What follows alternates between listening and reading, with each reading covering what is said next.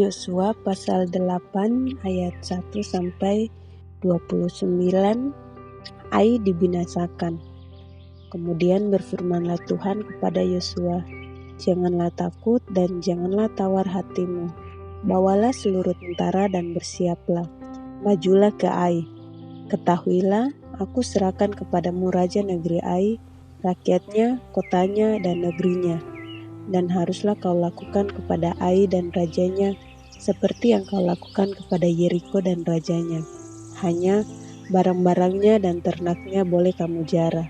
Suruhlah orang bersembunyi di belakang kota itu."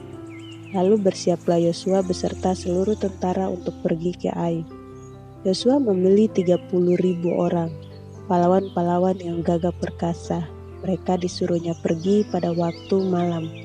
Dan kepada mereka diperintahkannya katanya, "Ketahuilah, kamu harus bersembunyi di belakang kota itu untuk menyerangnya.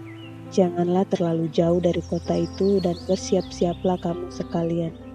Aku dan semua orang yang bersama-sama dengan aku akan mendekati kota itu. Apabila mereka keluar menyerbu kami seperti yang pertama kali, maka kami akan melarikan diri dari hadapan mereka. Jadi mereka akan keluar menyusul kami sehingga kami memancing mereka jauh dari kota itu, sebab mereka akan berkata, 'Orang-orang itu melarikan diri dari hadapan kita seperti yang pertama kali.'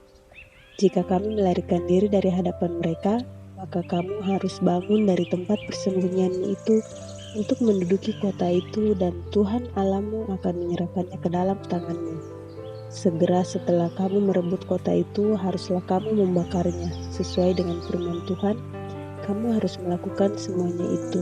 Ingatlah, itulah perintahku kepadamu."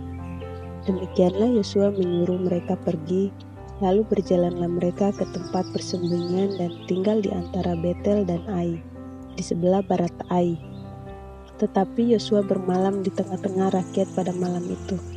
Keesokan harinya Yosua bangun pagi-pagi, lalu dipersiapkannyalah barisan bangsa itu dan berjalanlah ia maju beserta para tua-tua orang Israel di depan bangsa itu ke Ai. Juga seluruh tentara yang bersama-sama dengan dia berjalan maju. Mereka maju mendekat lalu sampai ke tentangan kota itu. Kemudian berkemalah mereka di sebelah utara Ai, sehingga lembah itu ada di antara mereka dan Ai.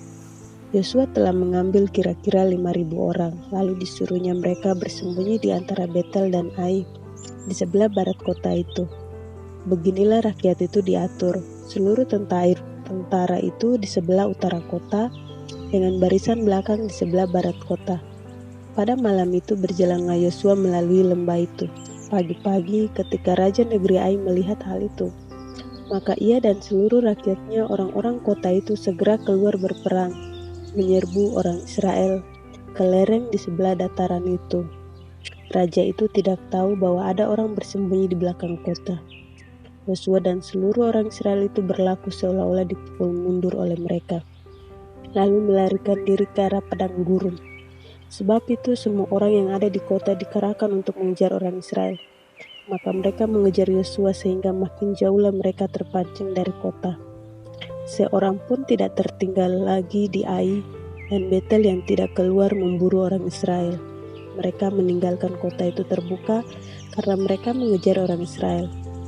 Lalu berfirmanlah Tuhan kepada Yosua, "Acungkanlah lembing yang ada di tanganmu ke arah Ai, sebab aku menyerahkan kota itu ke dalam tanganmu." Maka Yosua mengacungkan lembing yang di tangannya ke arah kota itu.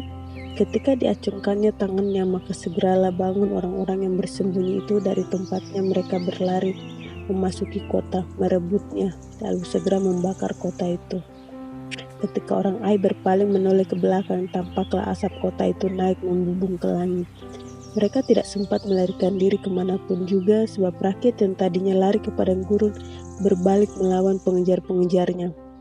Ketika Yosua dan seluruh Israel melihat bahwa orang-orang yang bersembunyi itu telah merebut kota dan bahwa asap kota itu naik membubung, berbaliklah mereka, lalu menewaskan orang-orang Ai. Sementara itu juga keluar orang-orang Israel yang lain dari dalam kota menyerbu orang-orang Ai, sehingga terjepit di tengah-tengah orang Israel itu, yang ini dari sini dan yang itu dari sana. Orang-orang Ai ditewaskan sehingga seorang pun dari mereka tidak ada yang dibiarkan terlepas atau luput. Tetapi Raja Ai ditangkap mereka hidup-hidup dan dihadapkan kepada Yosua. Segera sesudah orang Israel selesai membunuh seluruh penduduk kota Ai di padang terbuka kemana orang Israel mengejar mereka, dan orang-orang ini semuanya tewas oleh mata pedang sampai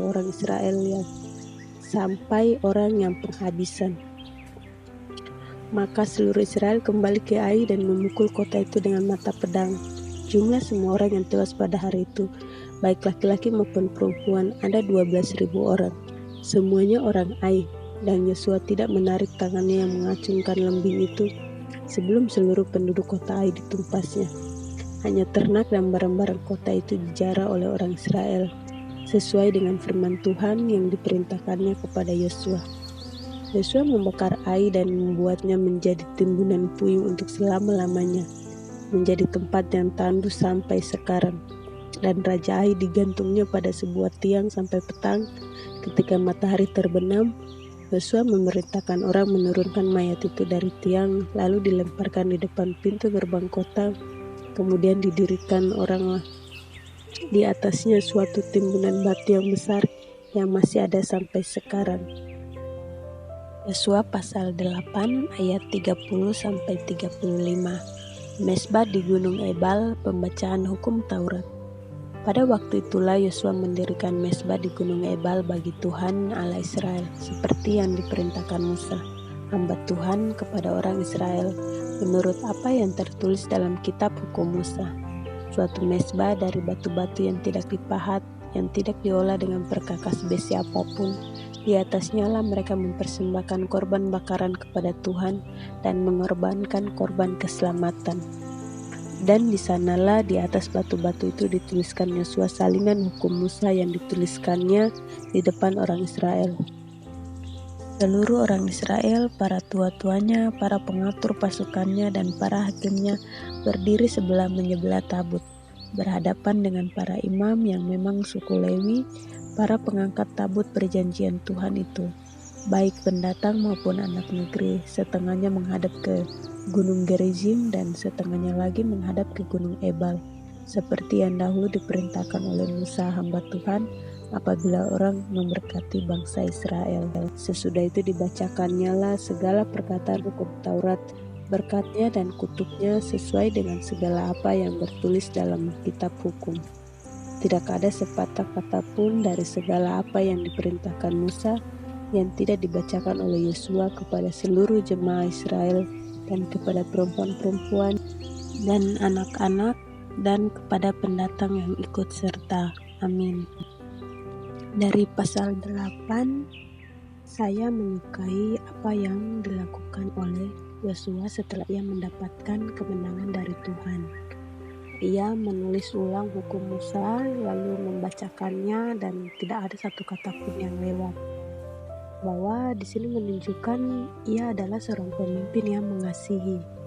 Ia tidak mau lagi bangsanya dihukum atau umatnya dihukum atau bawahannya dihukum. Jadi ia mengingatkan kembali kepada bangsa Israel bahwa ini hukum Tuhan yang harus ditaati sehingga mereka bisa terus bersama dan terus mendapatkan penyertaan Tuhan dan terus Tuhan memberikan kemenangan. Itu harapan Yosua menurut saya. Kalau teman-teman bagaimana? Teman-teman boleh tulis di kolom komentar ya. Dan terima kasih sudah mendengarkan firman Tuhan pada hari ini. God bless you.